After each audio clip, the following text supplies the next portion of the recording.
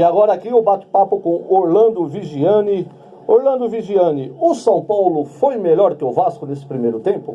Bom, pelo menos está fazendo aquilo que todo torcedor espera, que está vencendo o jogo. O São Paulo precisa realmente sacramentar essa vitória, precisa apresentar um bom futebol, que até agora, sinceramente, nesse primeiro tempo, a gente ainda não viu. O São Paulo fez o gol, numa bela jogada ali do Pablo com o Antony, a 6 minutos do primeiro tempo.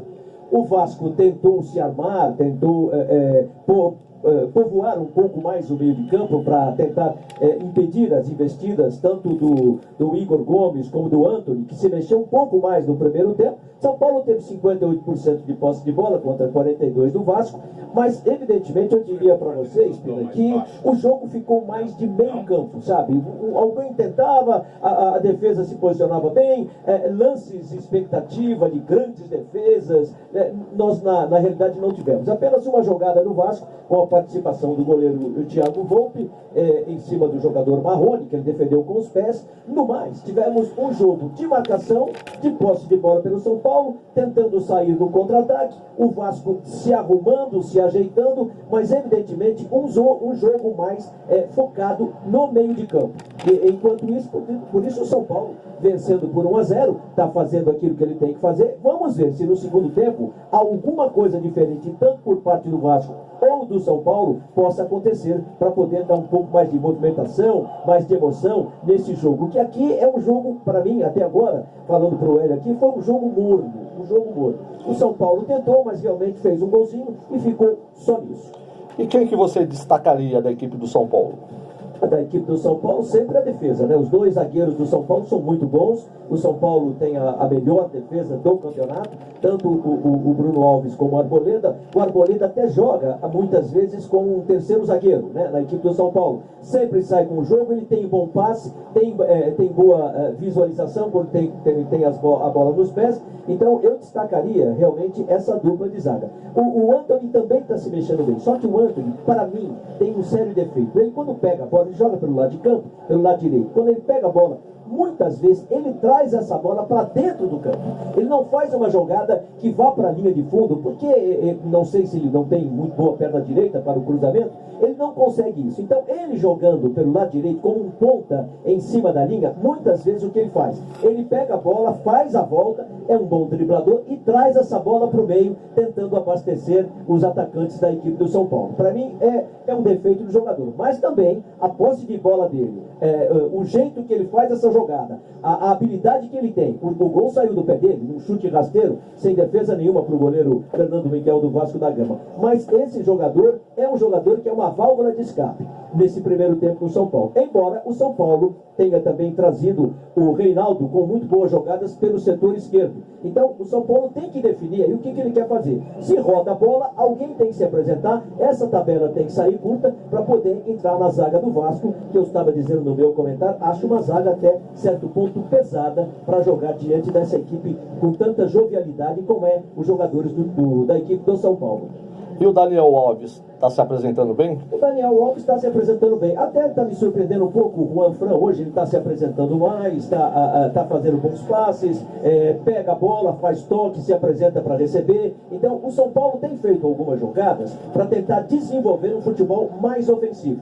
Acontece que a equipe do Vasco, já prevendo isso, colocou na sua marcação ali o jogador Henrique e o próprio Richard no meio do campo, dois volantes bons que sabem sair para o jogo, tentando fechar esse espaço para o São Paulo.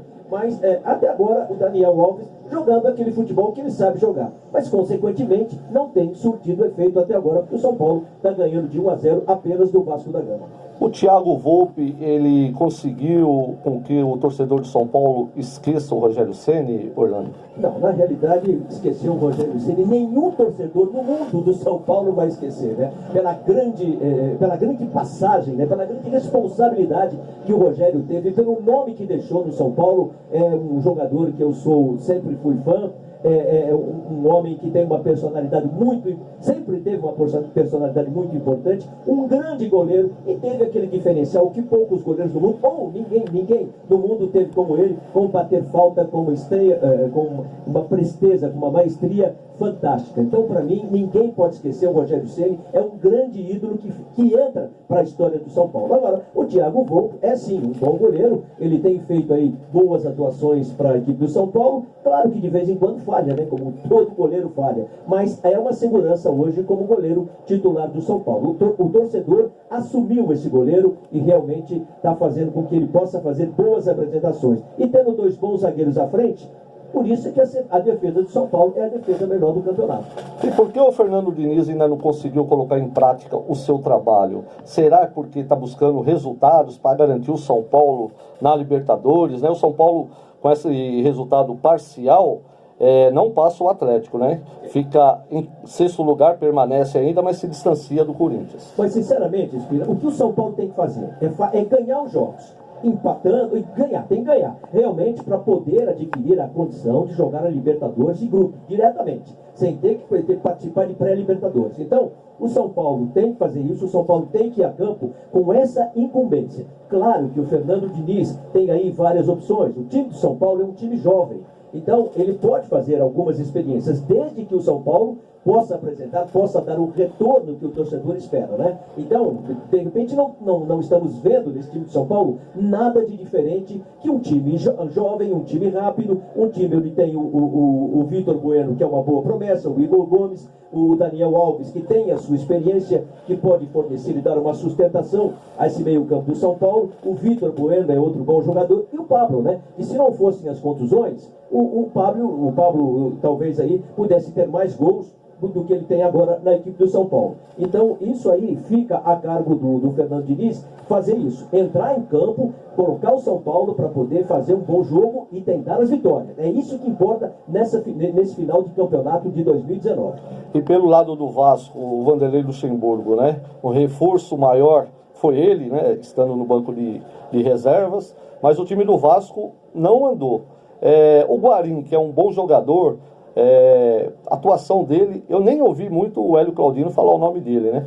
Os jogadores do Vasco aí não teve nenhum destaque individual, né, Orlando? Não, na realidade só o Marrone, viu? O Marrone foi o jogador que mais incomodou, foi o jogador que teve a disputa ali com o goleiro Thiago Volpi, foi o jogador que bateu uma bola, o Thiago Volpi defendeu com os pés, então foi o jogador que mais preocupou aí. Tem a experiência do Bruno César, né? Mas o meio campo do Vasco, consequentemente, foi o meio do campo mais marcador, tentando impedir as descidas da equipe de São Paulo, que são rápidas, né? Através do Antony, do Vitor Bueno e do próprio Tietê, que é um jogador muito hábil na condução da bola. Então, por isso, o meio-campo, tanto quanto o Richard, como o Guarim e o Raul, não se apresentaram bem. Se apresentaram mais como marcadores do que como bons apoiadores ou construtores de jogadas para o Marrone tentar fazer o gol da equipe do Vasco da Gama. E claro que o grande reforço fica fora de campo, que é o Vanderlei Luxemburgo. A gente viu ele ali até andando para lá e para cá, tentando posicionar o Vasco da Gama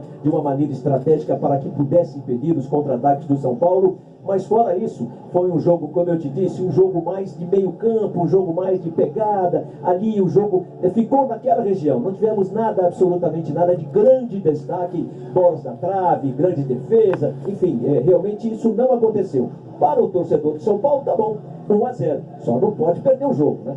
E o Vasco, com essa derrota parcial, Fortaleza está ultrapassando, Fortaleza que está em 12º, 43, passa o Bahia também, que está em 10º, né? Então o Fortaleza vai para 10º colocado, o Vasco caindo posição. Mas eu acredito que o Vasco ainda deva permanecer, o Vasco não corre risco de cair, não. Sinceramente, o trabalho do Vanderlei tá sendo até agora muito bem estruturado, né? As equipes agora estão voltando para o gramado, para o segundo tempo. Vamos ver aí, né? Parece que não sei se vão haver mudanças, né? Tanto de um lado como do outro. E aí vai trazer as informações dos nossos repórteres e o Hélio prontinho aqui, assumindo o posto para comandar mais uma vez 45 minutos nesse segundo tempo. E até agora, São Paulo 1, Antony, Vasco 0. Este é o plantão mais bem informado do rádio esportivo de todo o Brasil. Carlos Espina, no bate-papo com Orlando Vigiani. Se no primeiro período, a equipe